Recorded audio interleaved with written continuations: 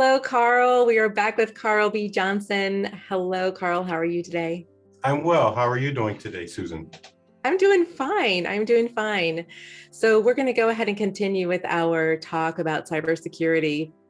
I have a question for you, and it is a burning question on my mind because it is depending on what side of the development, computer you are on, it can be the most important aspect of cybersecurity or the absolutely most annoying aspect of it if you are the user.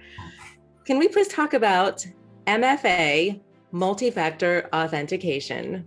That's funny. Absolutely, and you're absolutely right. As a user, it most definitely could be annoying, um, and especially if you're like me, who loses my cell phone in the couch or in between the car seats, and you have to log into something. You're like, oh my gosh, where's my phone? So yeah, let's talk about MFA because it's annoying, but I think it's a a very important part of any organization's security and prevention.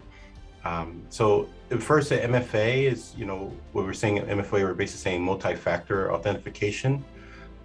If you are an organization that is going through CMMC level 3 and above, it is a requirement that you have MFA enabled. Of course, I'm biased to Microsoft, so I'm going to say, yeah, inside of your Azure AD to enable MFA.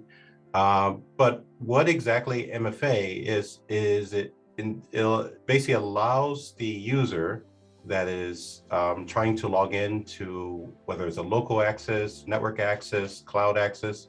It challenges the user to basically say, is that you? Let me make sure that's you by sending you a text or an email or call you on a device, or even it could be a RSA token on something that you have registered previously when I didn't know it was you.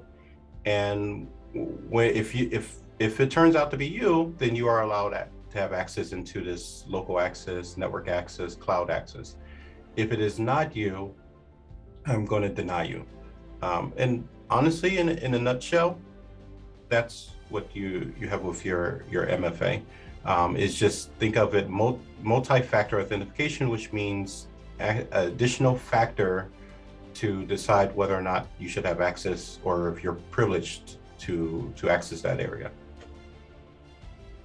Thank you for explaining that. Can you also talk about what you touched on briefly, the token? Yeah.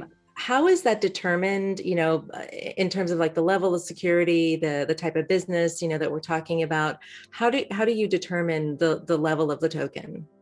Yeah. So if we have if you're an organization, and let me just step back. I think even though we're focusing on organizations, I think, and I truly believe this, is that even outside of the organization, personal in your personal life, right? Your banking, your Amazon. I mean, Amazon now offers it every any time you have to log into a device, a computer, a tablet, there should be some kind of challenge or secondary challenge. For organization, to your question, for organization itself, even though CMMC is requiring a token or some type of registered device for your MFA at level 3, I believe that even if you weren't going through CMMC and you're just a regular commercial organization, that MFA should be required no matter what, no matter what level of security, no matter what level of privilege. We live in a very interesting world where organizations are being hacked. Like, since we've been talking for like the last 5 minutes, 9,000 organizations have been hacked in a data breach. No matter what level the organization, having token access for local access, for network access, for cloud access, that's to me very important. Now, are we talking about, not just being able to get into an application, but also being able to upload documents and things like that into the cloud. I mean, I'm guessing that it's the same thing. Multi-factor authentication is important for uploading. It's not just gaining access. Oh yeah, absolutely. Yeah, you're absolutely right. So, and it's funny you said that, because I think there's a lot of organizations that they'll use like um, Citrix system that allows the external user to upload documents, like a file share or share files. They'll allow them to upload the documents without really authenticating who they are.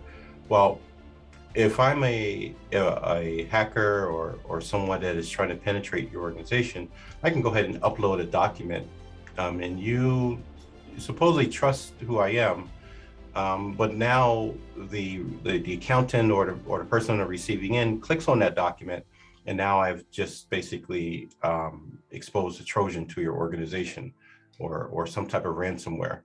So I think that multi-factor authentication is important.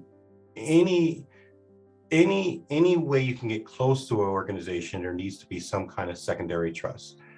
We can't rely on just the days of just having a username and password. Those days are gone. And I still have apps, and just the other day, I think it was Wayfair. Wayfair had said, "Hey, you just logged in. It was that you? If it wasn't, what you just let us know." And I'm thinking, no, that wasn't me. But the only thing that really saved me from someone ordering a lot of furniture and cheap furniture in my name was that there was a multi-factor authentication set on that Wayfair account. So just think of all the organizations that don't use MFA and the amount of damage that can be caused just by someone getting access to it. It's just a must right now. Okay. So what advice do you recommend for small size businesses? I mean, we're talking about, employees of like maybe 1 to 10 employees. What kind of multi-factor authentication, what kind of, cybersecurity do you recommend for them? Yeah, so that's a great question. If we were talking a few years ago, it would have to be some third-party add-on, even for like a SMB, like you said, a small organization. The great thing is that whether you're using Google for your email and for your resources, or you're using Microsoft, all of these tenants in these organizations offer MFA.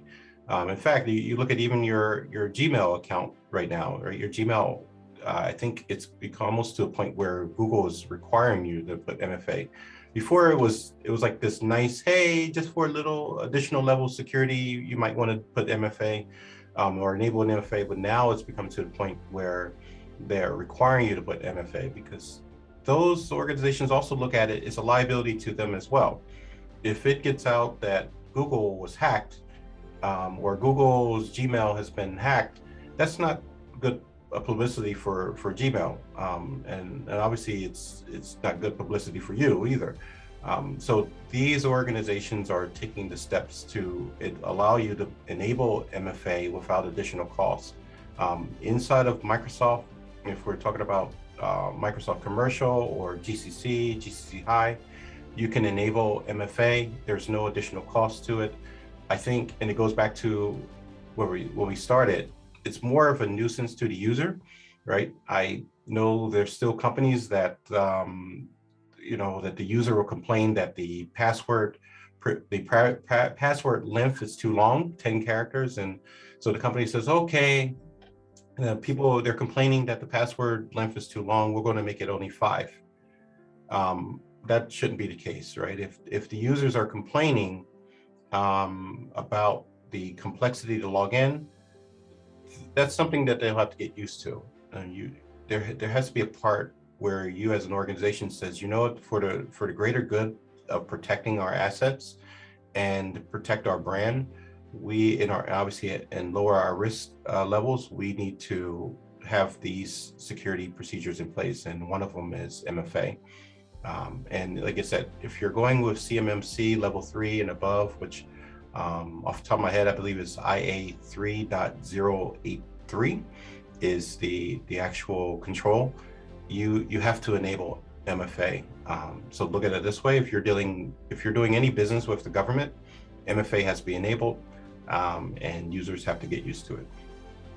So, and it sounds like it's not really a big deal to go ahead and activate, the CMMC, the MFA. It sounds like most applications are going to have that available. It's just a matter of utilizing it.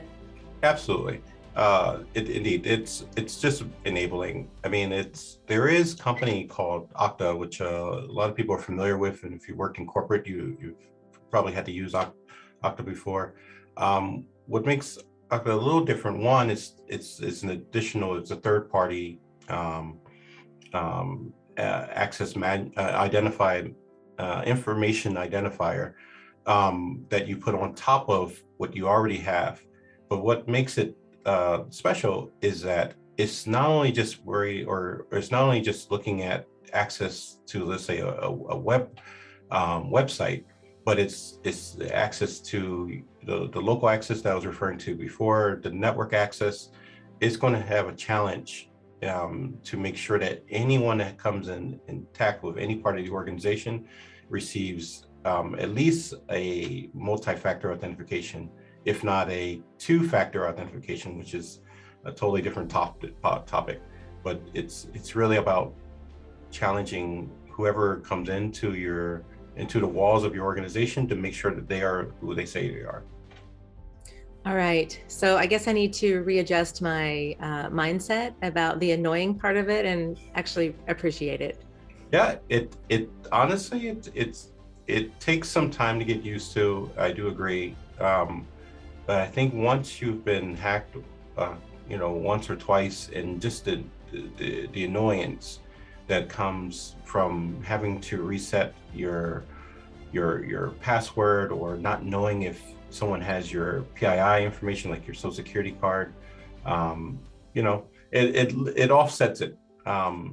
Indeed, and I just in the last week I had to reorder a debit card because of one of my old accounts had that debit card, and I wasn't sure if someone had breached that account.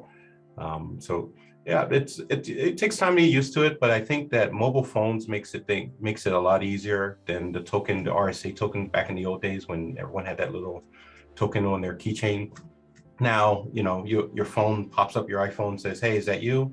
Yes or no?" And you're on with your day. So it just makes things a lot easier. Well, I thank you very much for this enlightening discussion with you, and thank you, so much for this talk, Carl. This is wonderful. Thank you. Absolutely, and thank you for joining me. Like I said, this is a topic that I love to talk about. So anytime I'm here if you have any questions. Okay, great. Thank you so much. Have a great day. Have a great day. Thank you. See you next time. Bye-bye. Bye-bye.